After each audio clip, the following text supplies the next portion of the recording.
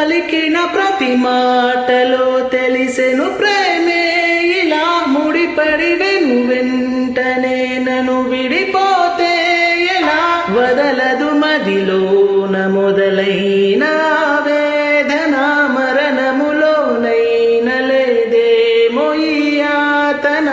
దొరికిన వరమన్నది నా సొంతం కాదని తెలిసి మనసున ఉరిమినదే ఆ మేఘం కనులలో తడిసి